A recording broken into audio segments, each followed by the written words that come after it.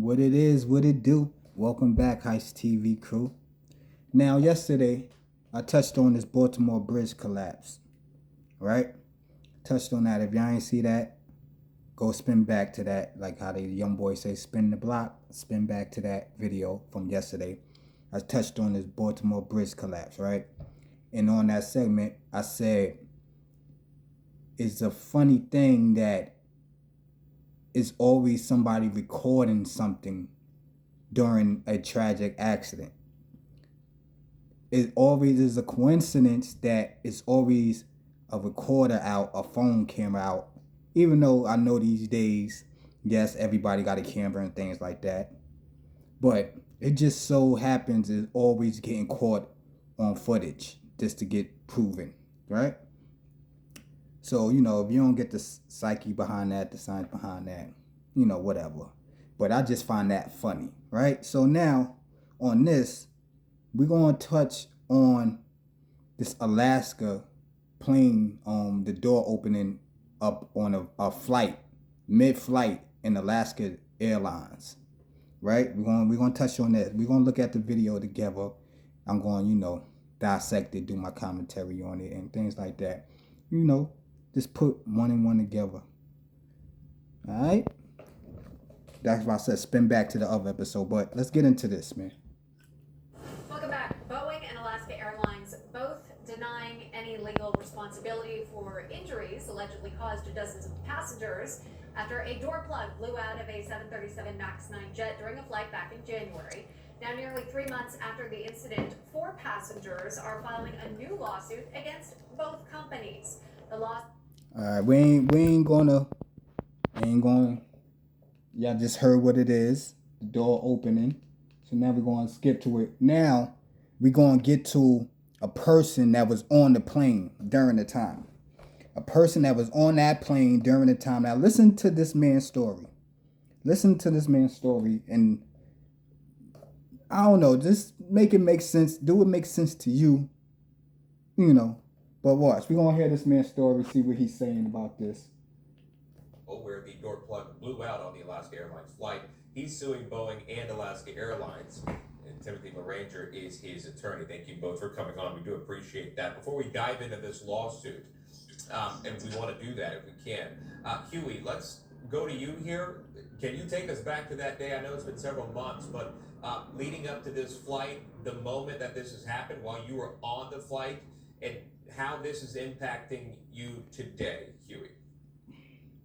Yes, we boarded the plane and it just took off. Everything was going fine, just as normal. And usually, right when you take off, that's when you kind of start getting settled in and trying to get some rest. I just closed my eyes when I heard something flying away from the plane in a whoosh. Opened my eyes and the door was already gone. It happened so fast. The air started rushing in, extremely cold, extremely fast, extremely loud. It was very terrifying. The mask that came down. I immediately reached for my seatbelt to make sure I was tied in, and my hands, was grabbing onto my seat and trying to hold on. All right. We hear that. We hear his little statement where he's saying what was taking place in the plane while the door opened, while he's sitting in the seat, right? All that is fine and dandy, right? All that fine and dandy, whatever.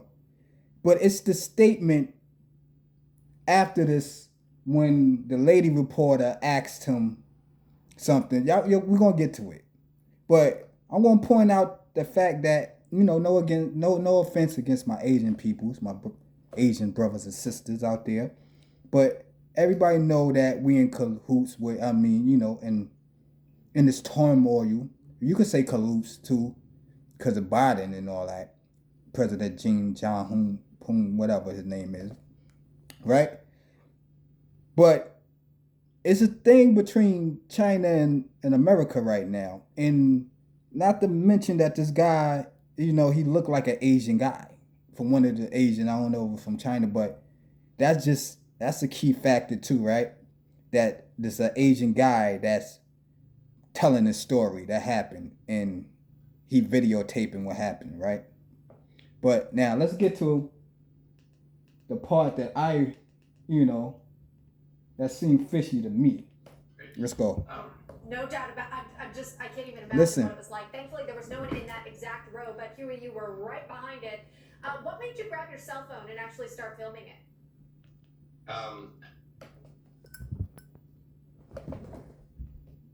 You heard that question that she asked? What made you grab your cell phone and start filming it? When everybody's life is in danger, everybody's scared as hell, what made you grab your cell phone and start filming that? I know I post everything in the world. Everybody say that about me. I post everything in the world. I felt like if you love it, you know, show it, flaunt it like everything else. So I post everything in the world. I'll be damned if I'm grabbing my phone and filming and be like, look at this, while I'm freaking can't even breathe and all that filming. And I know, not knowing I'm going to live or die, so I don't even know if this video going to make it to anywhere. Filming it. Like, do that make sense? Or just me? I'm a little effed up in the head. I know. Do that make sense? Could I get a sip, man? Because I got a sip to this one. No, it ain't coffee. Excuse me, y'all. But do that make sense? Let's get to it. Now, let's hear what his answer is. After she asked him, what made you grab your cell phone, my G? What made you grab your cell phone? Let's see what he got to say. Actually, once I sat down a little bit, I tried to reach my... Your man stuttering. He's stuttering. That's a form of you lying to me off rip. If me and you in a one-on-one convo and you start stuttering, I know you lying off rip. What if I acknowledge it or not? I know you lying. Once I ask you something, so what is it? Oh, you lying. You heard that Joe song. Why you keep on lying? You lying. Cause you stutter. That's real. You was lying. Off rip, he started lying. Like he's stuttering. But let's get to it, man. People think I'm bugging. Let's get to it, man. I gotta... Let me go. Let's go back to the stutter one more time. Actually, once I sat down a little bit, I tried to reach my phone because I realized we weren't like at maximum altitude, and I wanted to send some messages out to my loved ones to let them know that I love them, and I thought this was it. I just wanted to let them know, you know, I was so terrified, and I was hoping that by the time, even if we crashed or whatnot, that the phone would get into a range and would get signal to get the message out. He's stuttering that whole time. What are you talking about? So you filming it, hoping that you get to a lower altitude for your phone can have service so you can post it right quick and say, help me, we about to die.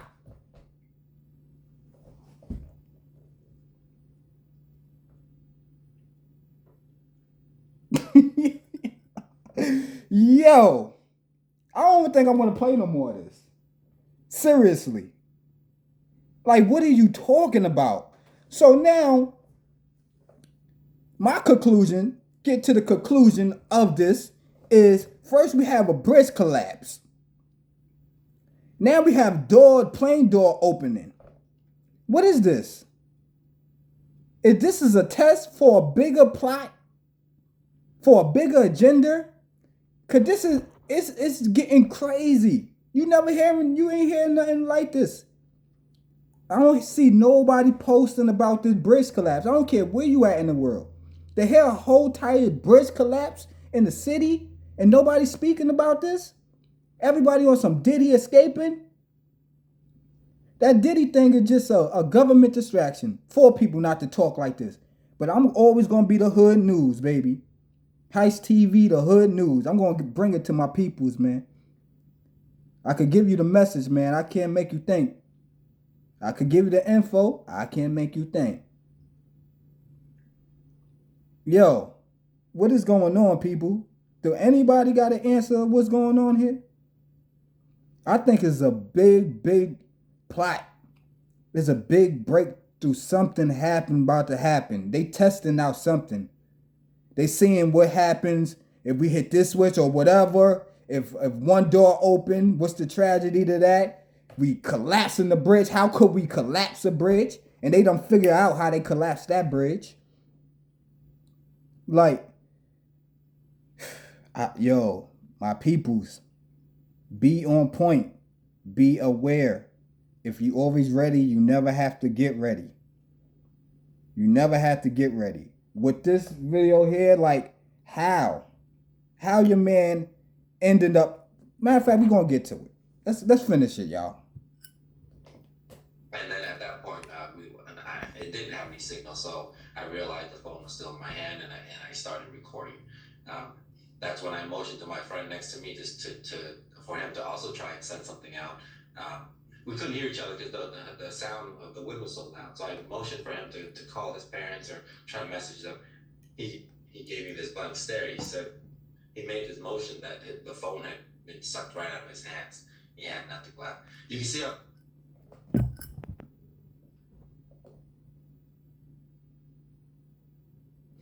His man tried to record just like he was recording, but his phone got sucked out of his hands. But your man, if y'all looking at the video clearly, he filming everything. If y'all can see it, y'all see the city lights underneath. Your man's hands ain't shaking or nothing. So what is it? Is it a prank going